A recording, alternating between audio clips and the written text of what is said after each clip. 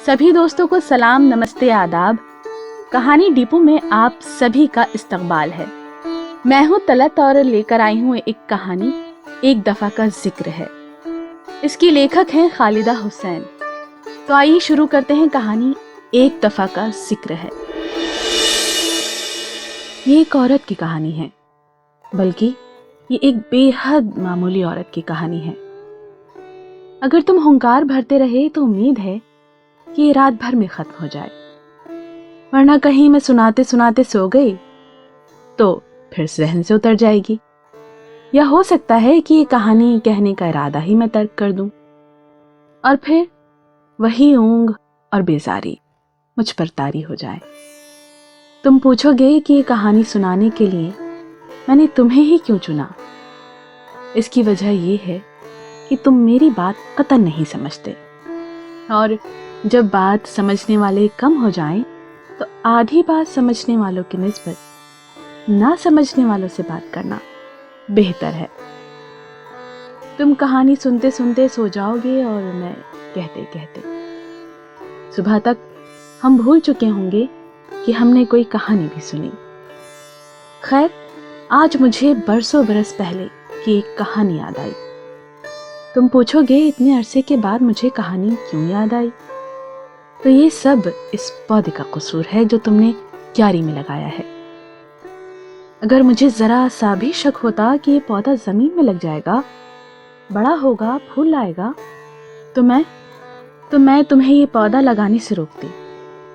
मैंने समझा था कि इस बंजर शहर की बंजर जमीन में ये पौधा हरगिज नहीं लगेगा। मगर हैरत है कि आज इसमें एक फूल भी आ गया और इस फूल से महक भी उठने लगी, और उस महक के साथ मुझे उस औरत की कहानी याद आ रही है। तुम सुन रहे हो ना? हुंकार भरते जाओ। पता है, ये कहानी सुनने और सुनाने के आदाब में शामिल है। तो वो औरत ऐसी थी कि उसने इस कहानी में जन्म लिया था।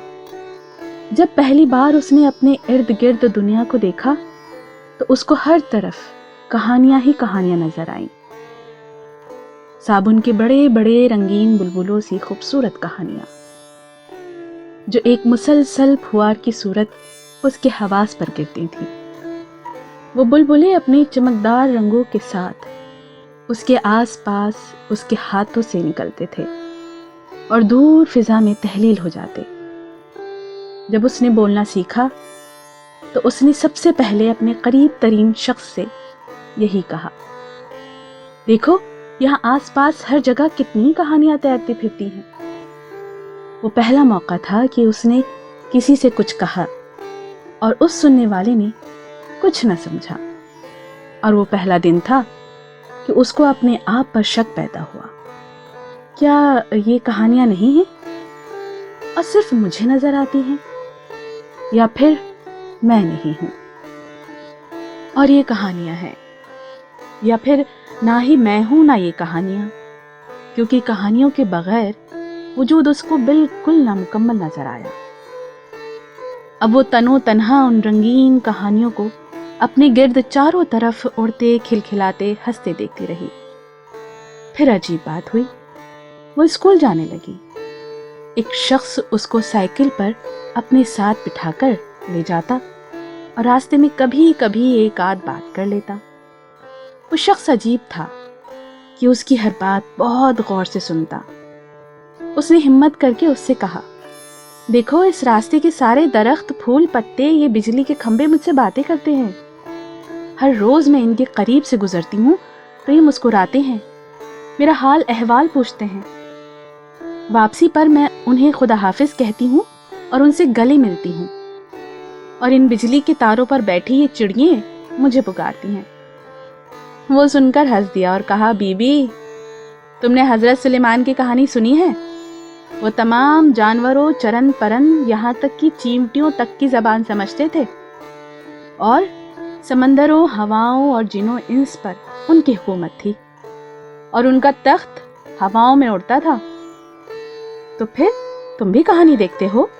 वो खुश हो गई। मगर मैं तो हजरत सुलेमान नहीं, پھر شجر حجر مجھ سے کلام کیوں کرتے ہیں؟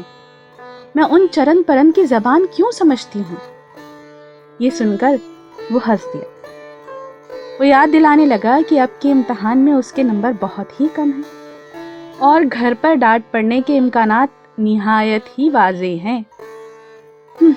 ٹھیک ہے، اس نے سڑک کے موڑ والے برگد سے کہا، مجھے حساب نہیں آتا، مگر میں حضرت سلیمان کی طرح چرن پرن درختوں پھولوں سے باتیں کرتی ہوں، اور مجھے قطار میں چلتی چڑیوں کی تمام مصروفیات کا علم ہے، اور یہ بھی کہ جب رنگین شیشے کے کنچے کو جلتے بلب کے رخ کر کر دیکھو تو اس میں روشن سمندر ہوتا ہے اور اس میں سرخ مچھلیاں تیرتی ہیں۔ لیکن جب اس نے لفظ پڑھنا شروع کیا تو اسے معلوم ہوا کہ کہانیوں کے رنگوں کو لوگ قید کر کے مار ڈالتے ہیں۔ اس پر اس کا دل بوجھل ہو گیا۔ اب وہ رنگین ہفت رنگ بلبلے اس کے آس پاس اڑنا بند ہو گئے۔ کہانیاں اب سفید اور سیاہ لکیروں میں ڈھل گئی تھیں۔ کچھ عرصہ وہ ان سفید سیاہ لکیروں سے صلح نہ کر پائی، کیونکہ ان کے باعث شجر حجر پھول پرندوں نے اس سے کلام کرنا بند کر دیا تھا۔ رفتہ رفتہ ان سب کی زبان کھولنے لگی اور بالآخر کھول گئی۔ پھر اچانک اس نے ایک لڑکی کی کہانی پڑھی جو ایک خرگوش کے پیچھے سرنگ میں بھاگتی بھاگتی نیچے ہی نیچے مسلسل اندھیرے گہرے بے تحاشا اندھیرے میں گرتی چلی گئی۔ صدیوں تک اس نے اپنے آپ کو آنسوؤں کے تالاب میں پایا، تو آنسوؤں کے تالاب میں پہنچ کر سب چیزوں کے رنگ ڈھلتے گئے۔ اب واقعی ہر چیز سفید اور سیاہ میں قید ہو گئی۔ کہانیاں لفظوں میں اسیر ہو گئیں، فضاؤں کے اڑتے چمکتے رنگوں سے خالی ہو گئیں۔ رنگوں کی موت کا سلسلہ تب سے شروع ہوا۔ مگر تم ہنکار نہیں بھر رہے، تمہیں بار بار کہنا پڑتا ہے کہ یہ کہانی کے آداب کے خلاف ہے۔ تو رنگوں کی موت کا سلسلہ تب سے شروع ہوا۔ ایسے اپنے آپ پر کلر بلائنڈ ہونے کا شبہ ہونے لگا۔ درختوں، پھولوں، پتوں، پرندوں، موسموں کے رنگ ختم ہوتے جا رہے تھے۔ انسانوں کی شکلیں بدلنے لگی، لفظوں کے مفہوم الٹ پلٹ ہو گئے۔ اب اس کو آس پاس بہت سی کہانیاں سنانے والے مل جاتے۔ شہزادیاں سرے شام سہلا سنگار کیے بال بال موتی پروئے جھروکھوں میں آن کھڑی ہوتی، مگر اسے ان میں کوئی دلچسپی نہ تھی۔